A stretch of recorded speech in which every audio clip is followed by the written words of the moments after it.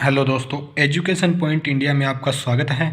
आज हम पढ़ेंगे अध्याय 1 क्लास 8 का 18वीं सदी का राजस्थान। तो ये दोस्तों बुक है, ये बुक हम पढ़ेंगे हमारा राजस्थान भाग 3। इसमें दोस्तों कुल मिला के 10 पाठ हैं। तो पहला पाठ हम पढ़ेंगे 18वीं सदी का राजस्थान, दूसरा 1857 की क्रांति, तीसरा आधुनिक राजस्थान का निर्माण, फिर जनसंख्या, उद्योग, परिवहन, विकास की योजनाएं और जनजागरण और सामाजिक सुधार, ग्रामीण एवं शहरी प्रशासन और राजस्थान में कला संस्कृति। ये 10 पाठ हम पढ़ेंगे। आप वीडियो के शुरू से लेकर अंत तक बने रहें। हमारे चैनल पे नए हों तो चैनल ज्वाइन ज़रूर करना और वीडियो ज़्यादा से ज़्यादा शेयर करना। तो आज का हम अध्याय शुरू करते हैं 18वीं सदी का राजस्थान। मराठा शक्ति को सर्वप्रथम संगठित किया था शिवाजी ने, और फिर उसके बाद में औरंगजेब की मृत्यु हो जाती है। औरंगजेब की मृत्यु के पश्चात मराठा शक्ति ने उत्तर भारत में विस्तार की नीति अपनाई। जैसे भारत का हम मैप की बात करते हैं तो ऊपर की ओर उत्तर भारत में इन्होंने विस्तार की नीति अपनाई, जिससे वे मालवा और गुजरात पर आक्रमण करने लगे। और मराठों का मालवा और गुजरात पर आक्रमण राजस्थान शासकों के लिए चिंता का विषय बन गया, क्योंकि गुजरात के पास ही है राजस्थान। और राजस्थान में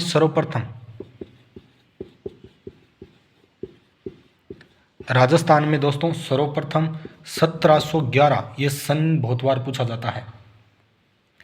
1711 में मराठों ने मेवाड़ में प्रवेश किया था। राजस्थान में इनकी शुरुआत होती है 1711 में। मराठों ने मेवाड़ से राजस्थान में प्रवेश किया। और फिर एक सन आता है 1720। पेशवा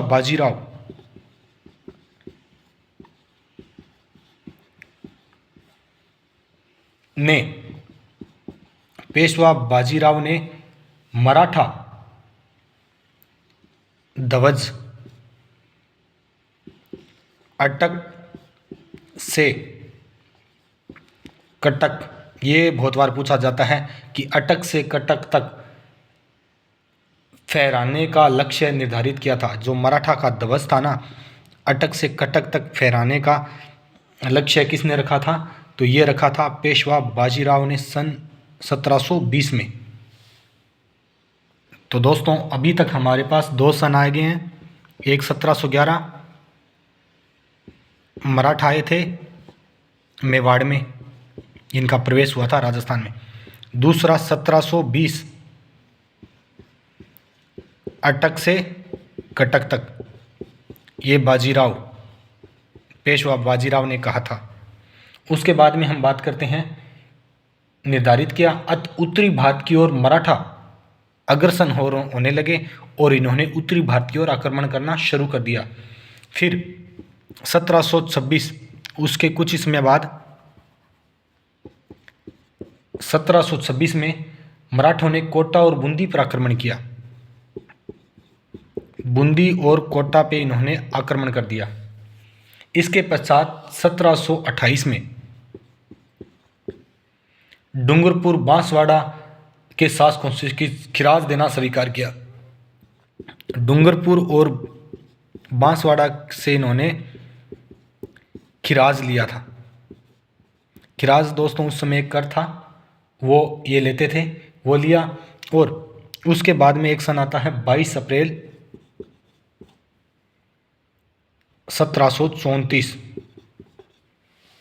मराठों ने बूंदी का एक शासक था दोस्तों, ये बहुत बार पूछा जाता है क्वेश्चन में शासक का नाम। तो उस शासक का नाम था बुद्ध सिंह। वैसे बूंदी और वैसे बुद्ध सिंह। बूंदी के शासक को पुनः वहाँ का शासक बना दिया था। इसको वहाँ का शासक पहले हटा दिया गया था और फिर वापस बना दिया। यह मराठों का राजस्थान की राजनीति में पहला हस्तक्षेप यही था कि इन्होंने बूंदी के शासक को दोबारा बुद्ध सिंह को शासक बनाया था। ये मराठों का राजनीति में राजस्थान की पहला हस्तक्षेप था। इससे यहाँ की शासक भयभीत हो गए। इन्होंने मराठों के विरुद्ध कोई ठोस नीति नहीं अपनाई। उसके बाद में हम बात करते हैं दोस्तों हुरडा सम्मेलन। हुरडा सम्मेलन बहुत प्रसिद्ध है और इसका क्वेश्चन भी एग्जाम में आता है। तो राजस्थान के जो राजपूत राजाओं ने मराठों की बढ़ती शक्ति को रोकने के लिए, यानी एक तरफ थे राजपूत और दूसरी तरफ थे मराठा। तो मराठा राजस्थान की ओर प्रवेश कर रहे थे और राजस्थान में थे राजपूतों का शासन। तो इनकी शक्ति को रोकने के लिए राजपूतों ने 17 जुलाई 1734, ये बहुत ही मोस्ट इम्पोर्टेंट है, इसे नोट कर लेना। 17 जुलाई 1734 को हुरडा सम्मेलन किया गया था और ये दोस्तों हुरडा भीलवाड़ा में पड़ता है। हुरडा भीलवाड़ा में एक सम्मेलन होता है 17 जुलाई 1734 को और इसकी अध्यक्षता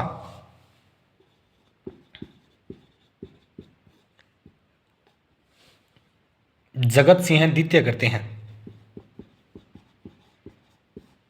जगत सिंह द्वितीय इसकी अध्यक्षता करते हैं, जो मेवाड़ के महाराणा होते हैं। मेवाड़ के ये महाराणा होते हैं जगत सिंह द्वितीय, जो हुरडा सम्मेलन की अध्यक्षता करते हैं 17 जुलाई 1734 को। इन्होंने आमेर के स्वाई जय सिंह, जोधपुर के अभय सिंह और नागौर के भक्त सिंह और कोटा के महाराव दुर्जन साल को शासकों ने इसमें भाग लिया था। इनके हम नाम लिख देते हैं। तो किस किस ने इनमें भाग लिया था? तो सबसे पहले भाग लेने वाले थे मेवाड़ के जो इसके अध्यक्ष थे, वही होते हैं जगत सिंह। ये आता है मेवाड़ से, कई बार इनका क्वेश्चन आता है मिलान वाला। फिर आता है आमेर।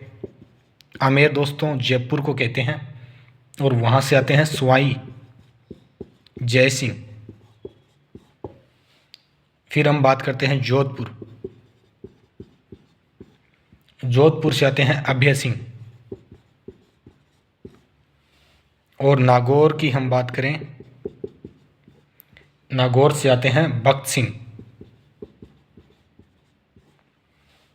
और कोटा के महाराव दुर्जन साल। ये हुरडा सम्मेलन में जाते हैं 17 जुलाई 1734 को, जिसके अध्यक्ष थे जगत सिंह द्वितीय। तो ये क्वेश्चन आ जाता है कई बार मिलाने वाले क्वेश्चनों में, तो इनको भी आप अच्छे से याद रख लें, कौन सा कहाँ का शासक था। इन्होंने सम्मेलन तो बुला लिया और सम्मेलन में एक अहदनामा तैयार किया गया था और इसमें निश्चित किया गया था कि हम एक दूसरे की सहायता करेंगे, यानी एक राजा दूसरे की सहायता करेंगे तो उनकी ताकत डबल हो जाएगी। और फिर ये दो आगे किसकी सहायता करेंगे तो ये आराम से मराठों से लड़ सकते हैं। और यानी एक का शत्रु दूसरे का, एक का शत्रु वह मित्र दूसरे का शत्रु और मित्र होगा। कोई भी नई योजना सभी मिलजुल कर निश्चित करेंगे और वर्षा ऋतु के पश्चात रामपुरा गांव में एकत्रित होंगे। ये गांव का नाम आता है रामपुरा, कि हम सभी मिलके साथ रहेंगे, साथ काम करेंगे, तुम्हारा शत्रु मेरा शत्रु और तुम्हारा मित्र मेरा मित्र, और हम वर्षा काल के बाद में रामपुरा नामक स्थान पे मिलेंगे। किंतु ये सभी शर्तें कागज़ तक ही सीमित रह गई और इसकी कोई पालना नहीं हुई और ये हुरडा सम्मेलन एक प्रकार से फेल गया, इसका कोई लाभ नहीं मिला। राजपूत शासक जाति, भाषा, रीति रिवाज, परंपरा की दृष्टि से समान थे, फिर भी उनमें एकता की कमी थी और एकता का लाभ उठाया था मराठों ने।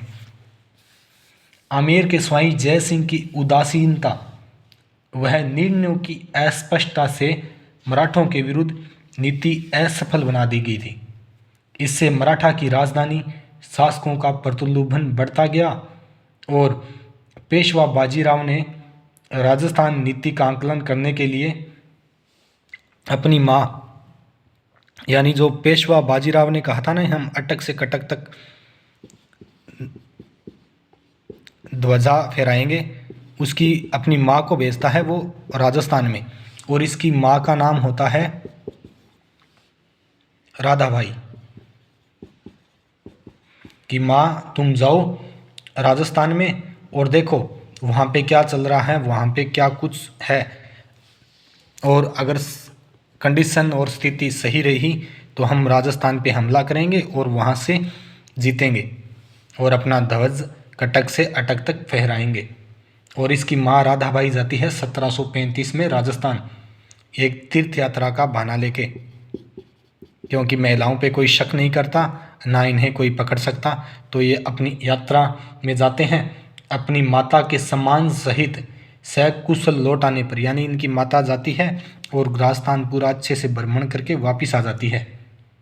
पेशवा बाजीराव ने अगले ही वर्ष राजस्थान के दौरे में आए, यानी उनके माँ के आने के बाद अगले ही वर्ष 1736 में राजस्थान पे पेशवा बाजीराव आए और इन्होंने यहाँ चौथ की वसूली की। चौथ उस समय एक कर था, उसकी वसूली करना इन्होंने शुरू कर दिया। फिर आगे दोस्तों हम देखते हैं कि राजस्थान के उत्तराधिकार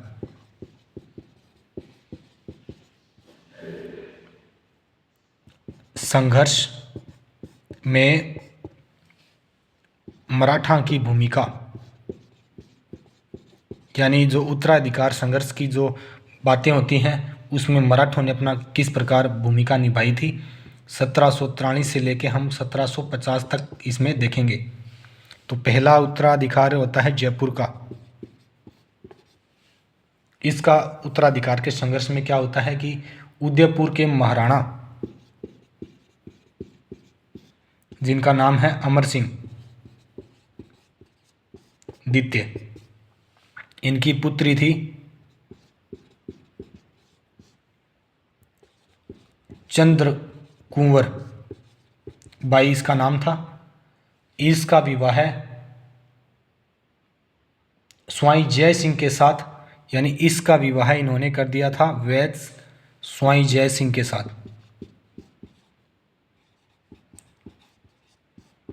यानी ये तो उदयपुर से था और इनका विवाह कर दिया था जय सिंह जो जयपुर से था। इन दोनों की शादी रख दी गई थी 1708 ईस्वी में। ये सन बहुत बार पूछा जाता है और इनका नाम भी। और मेवाड़ की राजकुमारी से उत्पन्न पुत्र ही जयपुर के सिंहासन पर बैठेगा, ये शर्त रखी गई। यानी जो चंद्रकुंवरी से जो पुत्र उत्पन्न होगा वही जयपुर की गद्दी पे बैठेगा स्वाई जय सिंह के बाद।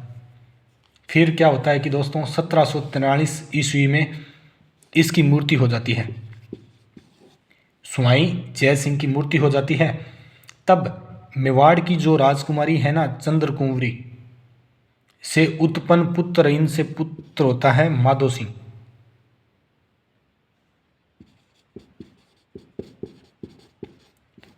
यानी इन्होंने पहले शर्त रखी थी कि चंद्रकुंवरी से उत्पन्न ये पुत्र यानी माधो सिंह ही जयपुर की गद्दी पे बैठेगा। माधो सिंह ने अपने मामा, इसका मामा था यानी इस चंद्रकुंवरी का भाई मामा महाराणा जगत सिंह द्वितीय, इसका मामा था जगत सिंह द्वितीय,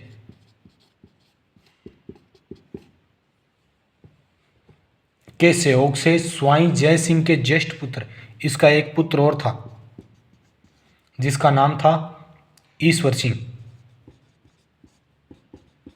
यानी इसके साथ विवाह के समय यह शर्त रखी गई थी कि इससे उत्पन्न पुत्र ही यानी शासक बनेगा माधो सिंह। लेकिन उस समय क्या था कि जो राजा का ज्येष्ठ पुत्र होता है ना वही उसका हकदार होता है राजा बनने का। यानी एक तरफ तो ईश्वर सिंह भी राजा बनने के लिए तैयार था और दूसरे सिंह माधो सिंह भी तैयार था, क्योंकि जो शर्त के मुताबिक ये बनना चाहिए और वैसे देखे परंपरा पे तो ईश्वर सिंह बनना चाहिए। और फिर होती है इनके बीच में युद्ध। यानी एक तरफ होता है दोस्तों माधो सिंह चंद्रकुंवर का पुत्र और दूसरी तरफ होता है ईश्वर सिंह जय सिंह का बड़ा लड़का। ये दोनों उसके ही पुत्र होते हैं, भाई भाई हैं आपसरी में, लेकिन अलग अलग माओं के ये बेटे हैं। फिर मराठा सरदार मल्हारराव होलकर आता है माधो सिंह के पक्ष में। इसने एक व्यक्ति को बुलाया है अपनी मदद के लिए, मराठा, उसका नाम था मल्हार राव होलकर। इसकी सहायता के लिए आते हैं और ईश्वर सिंह एवं माधो सिंह के मध्य राजमेल एवं बगरू के युद्ध हुए। इन दोनों के मध्य युद्ध होते हैं जिस युद्ध का नाम है राजमहल और दूसरा युद्ध का नाम है बगरू। इन दोनों भाइयों में ये युद्ध होते हैं। राजमहल और बगरू का युद्ध किन के मध्य हुआ? माधो सिंह और ईश्वरी सिंह के मध्य। और अपने सेनापति हरगोविंद नाटाणी की कुटिलता से ईश्वर सिंह को, इसका एक सेनापति होता है जिसका नाम है हरगोविंद नाटाणी। इस व्यक्ति की कुटिलता या छल या धोखा बोलें, इसकी सहायता से ईश्वर सिंह को आत्महत्या करनी पड़ी। यानी ईश्वर सिंह डरता हुआ आत्महत्या या जो भी दबाव था किसी भी कारण से उसने आत्महत्या कर ली। और माधो सिंह मराठाओं के सहयोग से जयपुर का शासक बन गया था। यानी दो के बीच में युद्ध था, ये तो मर गया तो ये बच गया और इसके साथ मराठा थे, तो मराठा के सहयोग से ये माधो सिंह जयपुर का शासक बन गया था। जो इनकी शर्त थी ये पूरी हुई और जयपुर का ये उत्तराधिकार संघर्ष खत्म हुआ। अब हम बात करते हैं जोधपुर का उत्तराधिकार संघर्ष। जोधपुर की भी स्थिति जयपुर के जैसी थी दोस्तों। तो इसमें दो व्यक्ति थे, एक था राम सिंह और दूसरा था भक्त सिंह।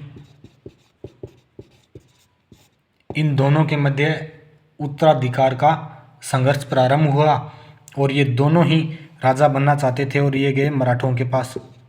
ये भी गया और इसने भी मदद मांग ली। दोनों ने मराठों से मदद मांगी और दोनों की ही मराठों ने सहायता करने के लिए हाँ भर दी और दोनों ही मराठा इनके पक्ष में थे। फिर इन्होंने राम सिंह को आधा राज्य दे दिया। यानी इस व्यक्ति को एक समझौता हुआ और आधा राज्य कहा तुम रख लो, आधा राज्य इसे दे दिया और मारवाड़ का विभाजन भी नहीं हुआ। अपिंतु उसकी आर्थिक दशा शोचनीय हो गई, वहाँ का व्यापार नष्ट हो गए, कृषि बर्बाद हो गई। मराठों की मांगें दिन प्रतिदिन बढ़ती गई क्योंकि मराठे इनके साथ थे और मराठे अपनी मनमानी कर सकते थे। ये चाहते तो कब का इनका शासक को ख़त्म करके दूसरे को बिठा सकते थे। तो ये था जोधपुर का संघर्ष जिसमें राम सिंह को आधा राज्य दिया गया था। वे कोई समझौते करने में सहमत नहीं थे और इनके मराठों का हस्तक्षेप जोधपुर में भी हुआ। अब हम बात करते हैं मेवाड़। मेवाड़ भी इसी प्रकार था। 1761 की बात है कि महाराणा राज सिंह द्वितीय, इस व्यक्ति की राज सिंह द्वितीय की मृत्यु हो जाती है और अमर सिंह को मेवाड़ के राज सिंह पर बिठा दिया जाता है। यानी इसकी मृत्यु होने के बाद अरि सिंह एक व्यक्ति होता है, अरि सिंह, इसको मेवाड़ का शासक बना दिया जाता है और इसके कुछ समय बाद मेवाड़ की गद्दी भी दो दावेदार हो जाते हैं।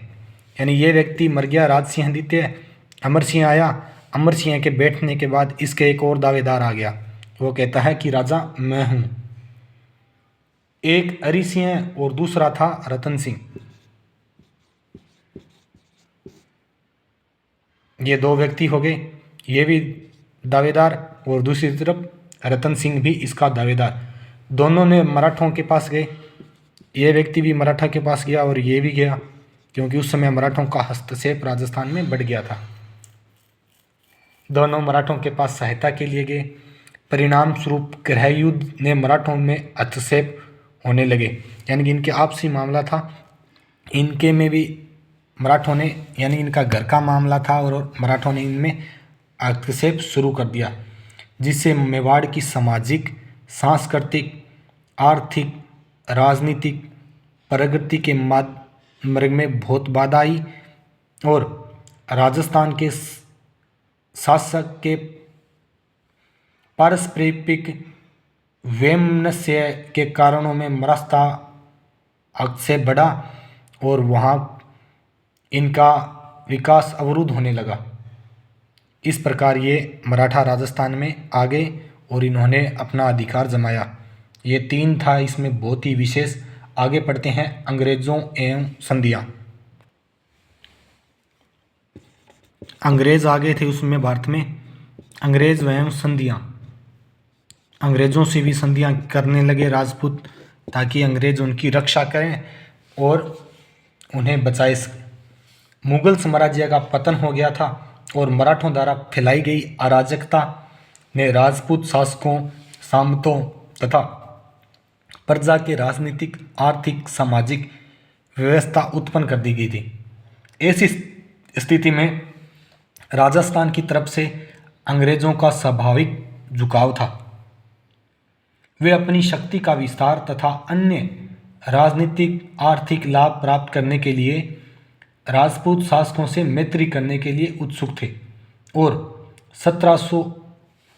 1817 की बात है और 1818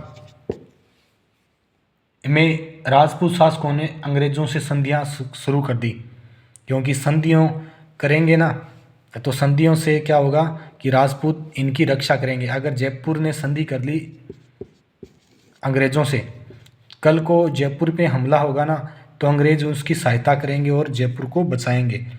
तो ज़्यादा इससे क्या होगा कि अंग्रेज़ों का अधिकार हो जाएगा जयपुर पे, एक प्रकार से राजा इनके नियंत्रण में होगा।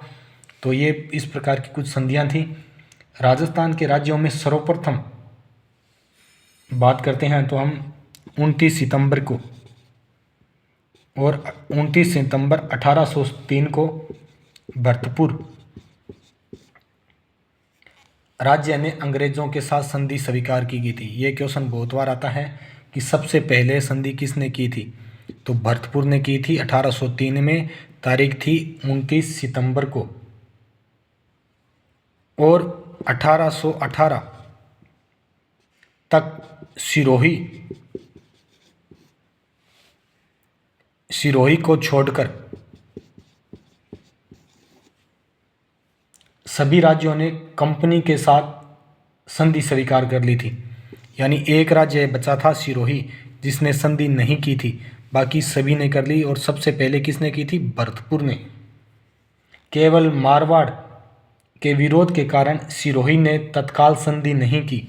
सिरोही ने संधि तो की, पर कब की थी, 1823 में, और इसने की थी 1803 में, यानी 20 साल बाद सिरोही ने संधि की थी। तो आपको दो ही चीज़ बहुत याद रखनी है कि सबसे पहले संधि की थी भरतपुर ने 1803 में, और सबसे लास्ट में इसमें 20 साल जोड़ेंगे तो 1823 में की थी सिरोही ने। ये दो ही बहुत ज़रूरी हैं, ये याद आए रखना आपको। और इस प्रकार अल्प समय में ही संपूर्ण राजस्थान अंग्रेज़ों के अधिकार में चला गया। फिर संधियों के क्या परिणाम होते हैं वो देखेंगे हम। इन संधियों के क्या परिणाम रहे। 1817 और 18 की संधियों के परिणाम स्वरूप अंग्रेज़ों को दिए जाने वाले खिराज से देसी शासकों की आर्थिक स्थिति खराब हो गई। अंग्रेज़ों को शासकों के आंतरिक मामलों में हस्तक्षेप करने का अधिकार मिल गया। अंग्रेज़ों ने भी शासकों को सामंतों को विशेषाधिकार तथा शक्ति नष्ट करने हेतु दबाव डाला। इससे सामंतों की प्रतिष्ठा को हानि पहुंची। स्वदेशी व्यापार, उद्योग, हस्तशिल्प ये सभी नष्ट हो गए। राजस्थान में ईसाई मिस्त्रियों का प्रवेश होना शुरू हो गया। इन्होंने ईसाई धर्म का प्रचार आरंभ कर दिया। यानी एक धर्म का नाम आता है कौन से का, ईसाई का। कल को कोई क्वेश्चन आए कि संधियां करने से किस धर्म की उत्पत्ति हुई, तो वो थी ईसाई धर्म की। इसकी जन साधारण में तीव्र प्रतिक्रिया हुई और आगे चलकर 1857 की क्रांति में ये परिवर्तित हो गई। तो सबसे पहले संधि की थी 1803 में भरतपुर ने और 1823 में सिरोही ने। अब हम बात करते हैं अहदनामा। पीछे हमने बात की थी कि 17 जुलाई 1734 को उरडा सम्मेलन में एक अहदनामा तैयार किया गया था। वो क्या होता है? तो अहदनामा होता है दोस्तों इकरारनामा, जो हम तहसील में लिखवाते हैं ना अपनी ज़मीन का इकरारनामा, कोई गाड़ी बेचते हैं, कुछ भी करते हैं, तो यानी एक प्रकार से हम कहें समझौता पत्र होता है, उसे कहते हैं अहदनामा। और चौथ एक आया था बीच में शब्द कि चौथ क्या होता है? तो चौथ होता है मराठों द्वारा अन्य शासकों से लिए जाने वाला सुरक्षा कर। यानी सुरक्षा कर होता है कि आप हमें सुरक्षा कर दो और हम आपकी सुरक्षा करेंगे। यानी मराठा कर लेते थे राजस्थान के राजाओं से कि आप हमें सुरक्षा कर दो और कभी भी आप पे हमला होगा तो हम आपकी रक्षा करेंगे। फिर एक शब्द आता है खिराज। खिराज क्या होता है? कृषि भूमि पर लगने वाला कर। कृषि भूमि पर लगने वाला कर को कहते हैं खिराज। ये कई बार क्वेश्चन आ जाता है मिलान वालों में, तो ये ध्यान रखना। चौथ था सुरक्षा कर, यानी चौथ सुरक्षा कर, और खिराज था कृषि भूमि पर लगने वाला कर। तो ये था आज का लेसन। आगे वाले लेसन में हम पढ़ेंगे अध्याय 2। तो आपको वीडियो कैसी लगी? अच्छी लगी तो लाइक, कमेंट और शेयर ज़रूर करें, और वीडियो ज़्यादा से ज़्यादा दोस्तों शेयर करें। मिलते हैं नेक्स्ट वीडियो में।